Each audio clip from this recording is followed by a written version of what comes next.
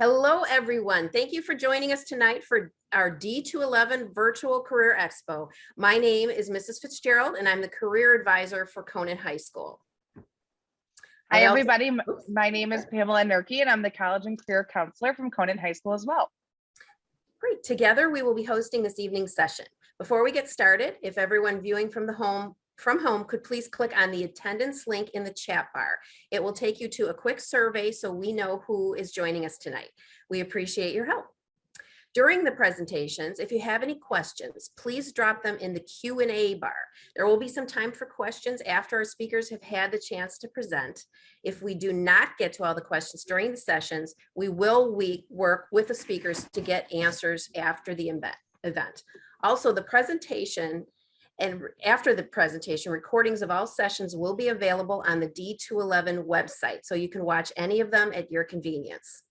Tonight, we have a wonderful group of speakers that will be bringing you information about careers in marketing, arts, AV technology, and communications.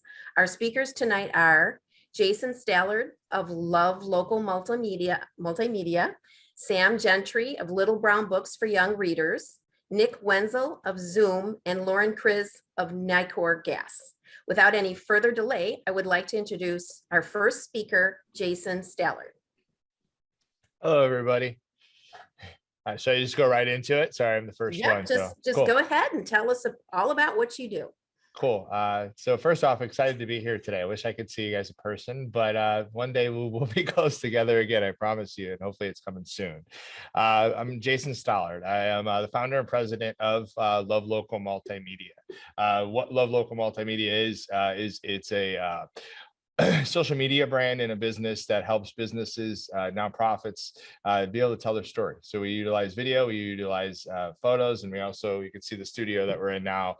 We do a lot with video and podcasting as well. Our goal is to be the voice of our local communities by connecting our local communities.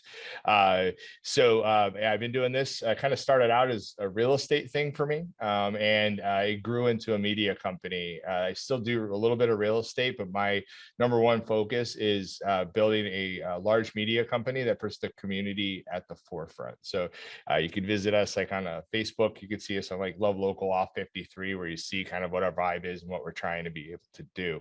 Kind of what I do in a day-to-day routine is we're very much in a startup mode. So it's me, and then I have my partner, Mike, and then I have, we also just brought on a marketing director. So my role is a little bit of everything, but it starts with strategy and leading the team in the direction that we want to be able to go in, and really just trying to set the tone of the culture we're trying to be able to build here. Like as a community first business, so we got to take care of each other first.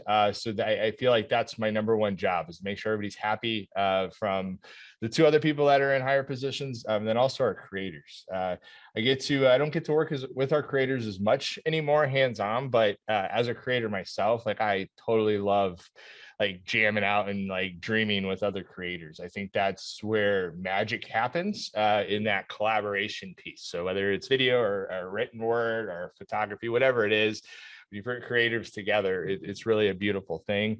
And then I would say, for me, I'm very hands-on with the businesses and the nonprofits that we work with, and just making sure that we're delivering a high level of service, and that we're giving them content that they could use to be able to help showcase their brand, and to be able to tell their brand story and their message across. So whether that's stuff for social media, or whether that's stuff with like educational content for the business, I want to have that pulse on making sure that our clients are at the forefront, at the top of what we do, so that as creators, if we need to change or if we need to modify something to make our clients happy, that we could do that, to be able to satisfy that. Overall, the question here is like, what was my educational pathway? I'm probably not your traditional person that maybe is on this one. I wasn't that good in high school. I'm sorry to say that to the teachers that are on here. Yeah, everybody's got a different story and a different path. And if I look back on my story in high school, is I didn't know I was creative then. I didn't know that I needed that outlet. So I got bored like super easy in classes. Once I got out of school, I went to community college. I did a couple of years at Community College of Southern Nevada. And I realized that like, hey, this school right now is not for me. So I got into like restaurant management and worked my way up. I was a GM of Cheesecake Factory. And then I went into North Shore University Health System, and I was director of food and nutrition of their campuses. And then I realized that like something was missing from my life.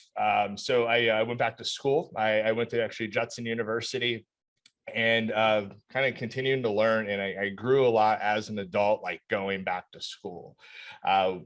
Pretty much fast forward to like 2017 area, I got the opportunity to start a real estate business. When I started the real estate business, I realized that I love real estate and I love helping people, but that we're in this really special time in history where we could use technology to be able to help connect people and to be able to help tell stories about our community. So Love Local Multimedia originally started out as like Off 53, highlighting the best of the towns off of 53.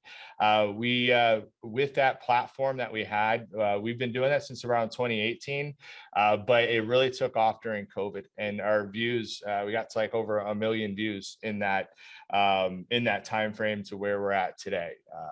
During that time and that growing and talking with other business owners, I realized that I have a love for the story. I have a love for all the tech stuff that is all behind us. And I have a love for connecting people. So we built Love Local Off 53 to be able to help businesses and nonprofits and just tell their story, whatever that is, in this crowded market, in this crowded space. And then next question on here is, what's the personality traits that are needed to succeed in this field? Like, I had to think on this one. This is a good question. First and foremost, it's just you enjoy being creative, right? I think, me personally, I think everybody has a creative piece to them. Some people sometimes equate it to drawing or writing or whatever it is. I think creativeness comes in so many different ways, and I think each of us has something special within inside of us.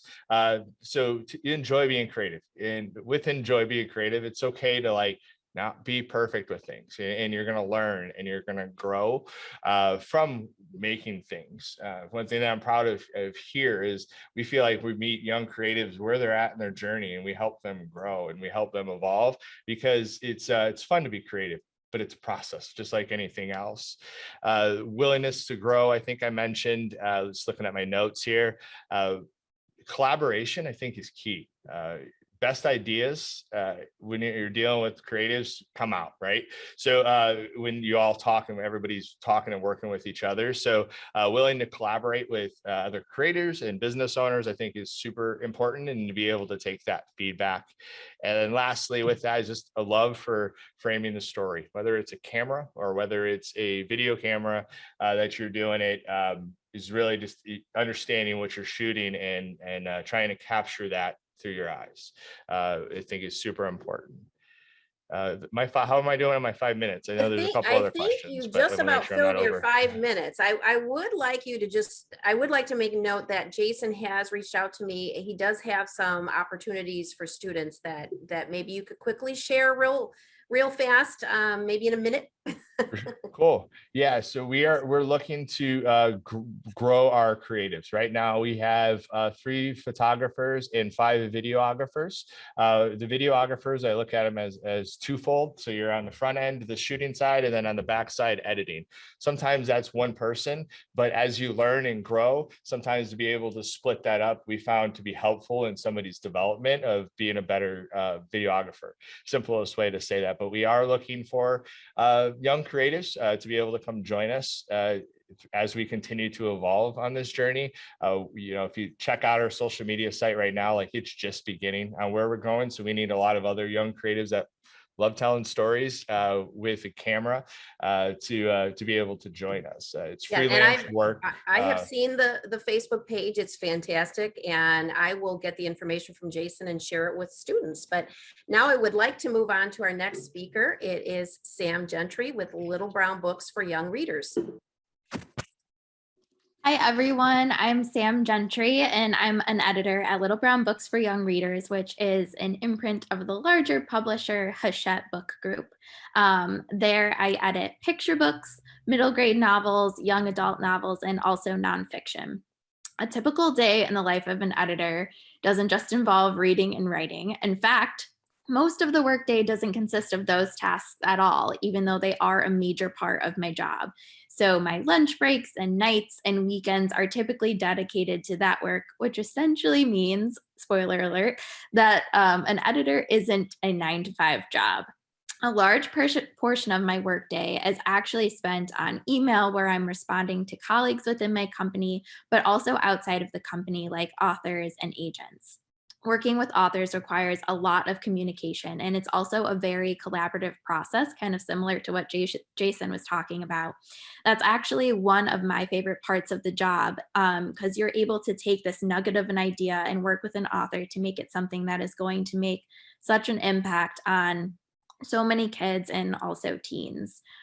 As an editor, you're also in charge of writing the copy on the book jacket and also the flaps of the book. So when you open up the book, there's the flap with the book description, and then in the back, there's like an author bio.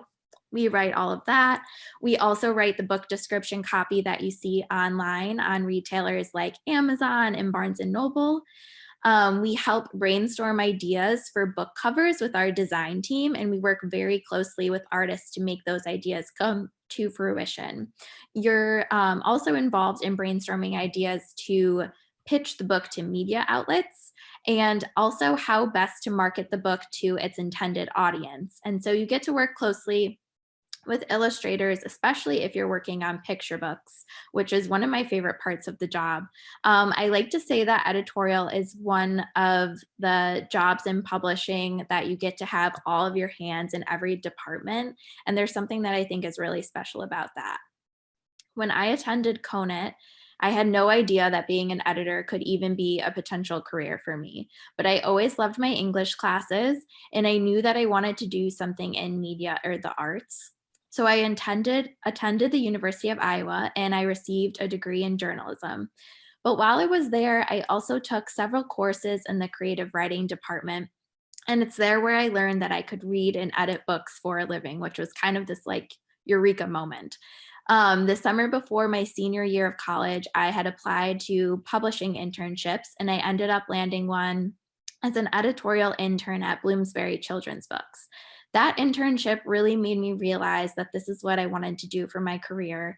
And it was truly the relationships that I made during that summer that helped me land my first publishing job, which was at Random House Children's Books, a part of the Crown Books for Young Readers imprint. And I was there for about 5 years. While I didn't go into journalism for a career, the skills I learned not only in my classes, but also as a reporter and an editor at our university newspaper prepared me for this job in so many ways. While I do work with many people who were English majors in college, I will say that more often than not, editors have varied backgrounds, and I think that really brings something fresh to the table. I've known editors who were art history majors, business majors, even biochemistry majors. So they took a complete turn. So it's really about how you use the skills that you learned in school and, the activities that you were involved in that will help you end up succeeding in this role in the long run. In order to be an editor, I believe it's important to be ambitious first and foremost. You are your own biggest supporter, and that is going to take you very far. But it's also important to be organized and communicative, efficient, but also thorough. You need to be capable to sticking to deadlines and holding others accountable to deadlines like authors and artists.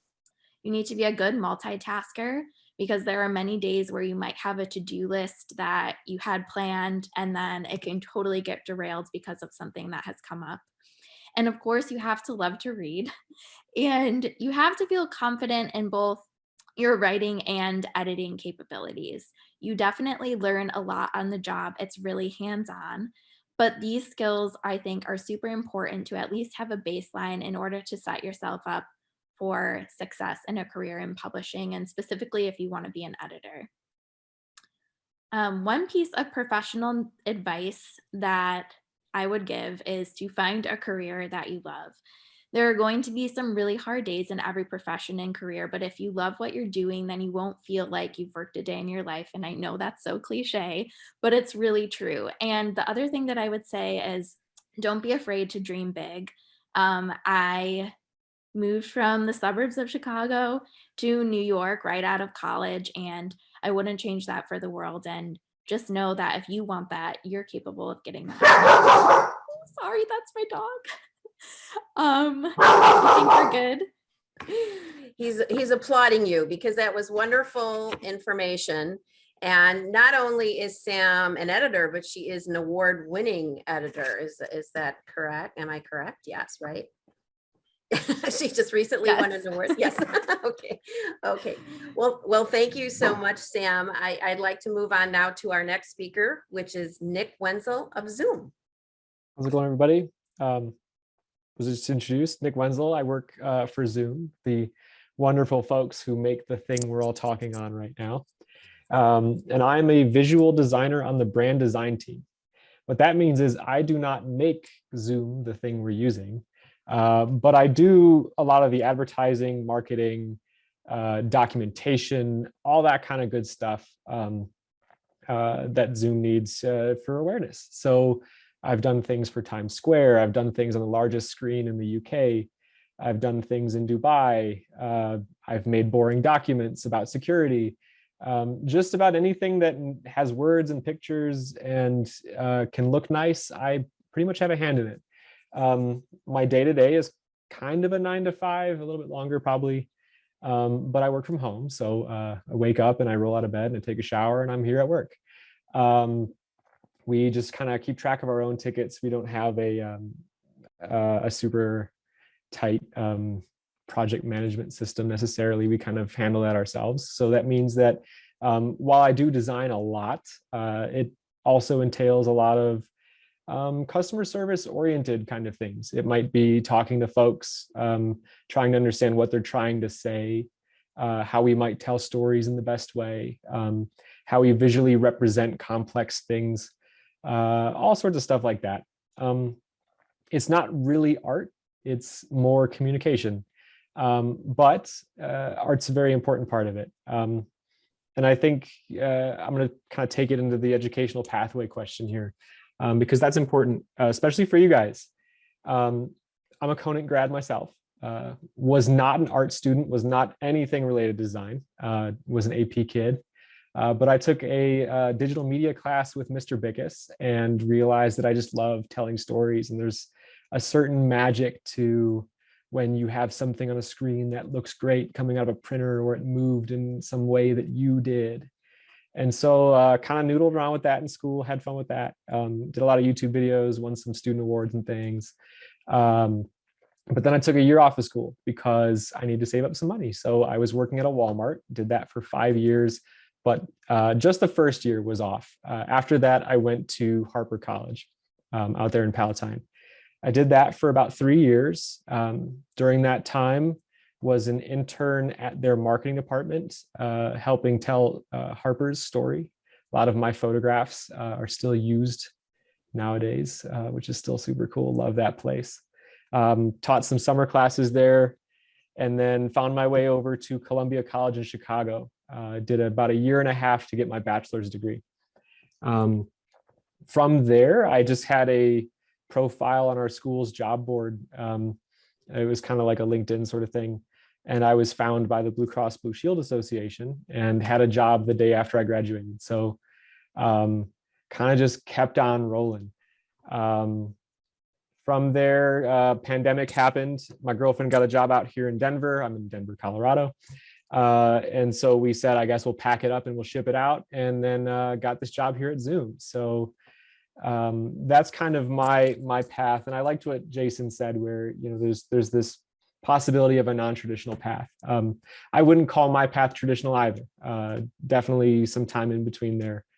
And there was time to find out what I wanted to do. My original plan was to be a history teacher. And I still kind of love that. But I like to tell people that I'm accidentally a graphic designer. What I would say though about succeeding in graphic design, it's a tough place to get into, I think. And number one, the most important thing is to be curious. You kind of have to love everything but design to be great at design, I think. What that means is you don't do design. There's not much room for designing stuff for design's sake. It's always for a different purpose. It's telling some story. It's explaining some idea. It's helping someone's business explain what they do. And so being curious about what other folks do, how the world works, how people are, that's super, super important. Number two, I think, is to care a lot about people. Great design acknowledges the fact that other people are going to experience it. They're going to read it, they're going to see it, they're going to react to it. And so you need to understand that, hey, this needs to feel good. This needs to work well. It can't just be for me, and it's never just for me.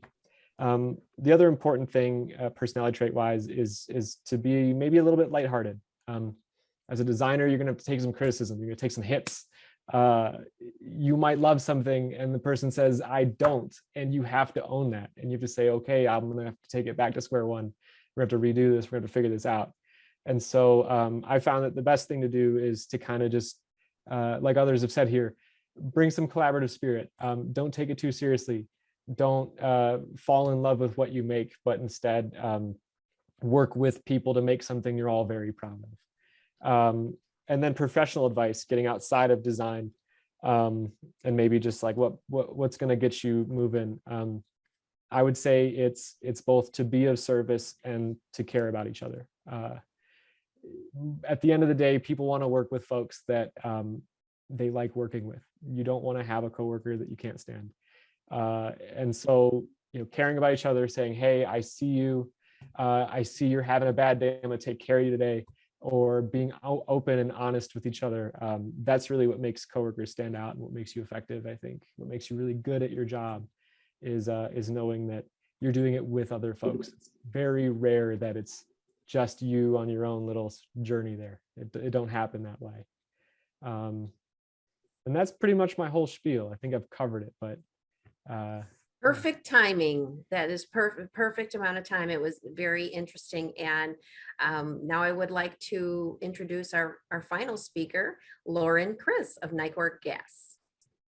Hello, everybody. My name is Lauren Kriz. I am a marketing specialist at Nicor Gas. So we are a gas utility that serves the northern third of Illinois. So we serve about 2.2 million customers, both residential as well as business customers and things like that. So being a marketing specialist, I specialize in copywriting. That's pretty much the bulk of what I do. So much like Nick, anything that involves like words, and so bill inserts, social media, talking points, pretty much anything that has words on it, I'm either writing or editing it. Another big part of my job is just project management, because we do have a lot of different projects that we take on, as well as, initiatives that come from our higher leaderships that we work with as well. We also have a lot of different programs that we offer to customers. So we really have to be in tune with those programs and be able to provide that marketing support depending on, what type of customer we're talking to, whether it is, a residential customer or a business customer. We have to be able to provide that type of support. So that's the bulk of what I do. But we also wear other hats too, which could be specialist projects like, video production. Sometimes we'll do commercials or, any sort of like radio scripts, web design, email creation, as well as analytics, really making sure you know how to analyze your campaigns and how they've made an impact. So those also factor into the job. They're not in my main description, but they do also play a role. As far as how I got here, I wanted to do something with writing, wasn't really sure exactly what to do. I attended Lewis University, which is based in Romeoville, Illinois. I majored in print journalism, and my family was kind of like, don't know if print journalism is doing too hot. So I decided to minor in multimedia journalism because a lot of stuff was kind of going that way onto the web. I also minored in business writing, so I had a double minor. So I think it kind of encapsulated a lot of what I wanted to do while also having like a creative element into there. As a part of that too, I was also on the school newspaper for 4 years. So that was a really cool experience just to see what was going on at the school, as well as getting in like that writing experience and being able to understand how to tell a story for that specific campus and different groups and things like that too. I did an internship with a hyper-local newspaper during my junior and senior year, which was a really cool experience. We did all sorts of different articles from, human stories to hard news stories. So that was a really cool experience. I was also a writer and an editor at a content marketing firm for 4 years before this job at Nicor Gas. So basically just learning how to write for different types of businesses, write about different types of topics. You had to be really resourceful in learning how to talk about subjects that you didn't really know a whole lot about, especially when it comes to talking about like tech topics or things like that. You had to really understand how to research those topics and really learn about it in order to write about it competently and make, whoever the reader was like believe it. So that's kind of how I got here. As far as what personality traits are needed to succeed in this field, I think everybody has really done a great job at talking about a lot of these things, especially for our team. Collaboration is key. We only have about 5 people on our team. So, being able to collaborate and, really bounce ideas off of each other is extremely key. Make sure to lean on your teammates, don't take everything by yourself. And also just inspiration is kind of everywhere. Make sure to, look at what other competitors are doing, look at, even what the big brands are doing. You might be able to get some inspiration that kind of jumpstarts an idea of your own as well. And then one piece of professional advice for students. I actually shared this with some of our new hires too, but don't be afraid to ask questions because honestly, that's how you learn. No question is a dumb question, even if you might think it is. Definitely ask questions because people are more than willing to try to answer them and, have an open mind, even if it's not necessarily something that you might think you want to do, like, have an open mind. And like Nick said too, I completely emphasize with, getting feedback and, not taking it too personally. Being a writer, you do kind of try to pour a little bit of yourself into things, and seeing like blocks of red text and stuff, like it hurts a couple of times. But just have an open mind, make sure to take in that, constructive criticism and use it to build off of. That is such great advice. Speaking from experience, I was a marketing major, and I think drawing inspiration from everywhere is so important. I'm the only one in my family that actually sits and wants to watch the commercials. I love to see what's out there and hear what people are saying. So thank you so much. Unfortunately, we are almost out of time. We aren't going to really get to a lot of the questions. I was interested real quickly if people just want to shout out any classes or activities that you recommend. I heard newspaper club or, newspaper editing in high school. Anything you can think of maybe to just shout out to the students, that would be great in the final minutes. And then we do have some next steps from our career and college counselor. Yeah, I'm happy to jump in and say I did theater, I did improv, National Honor Society, film club was a thing, graphic design club in college. So, keep it involved for sure. Okay. Well, now Pam, if you have some next steps that you could share with the students, that would be great. Absolutely. Well, thank you guys. That was so interesting and amazing to hear. I think all we really want to highlight is that your school counselors are here for you. And even if you're a freshman or a sophomore, don't think that career conversation is too far away. We can start talking about what you're interested in, or mainly what you're not interested in. And I think the cool message is you don't have to decide today. It can change a million times. And as long as you're doing something you're interested in, that's really all that matters. And so definitely talk to your school counselors. I'm a college and career counselor. There's one of us at every single building.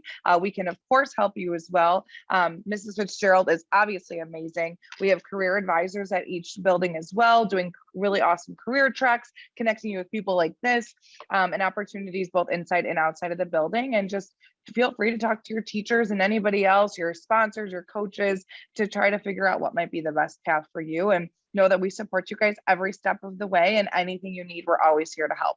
So thank you guys so much for your time. We appreciate it. Yes. And we Thank hope you to to see you our guys wonderful, again. inspiring panelists, and for all of the students that joined us tonight. Thank you to everybody, and have a wonderful rest of your night.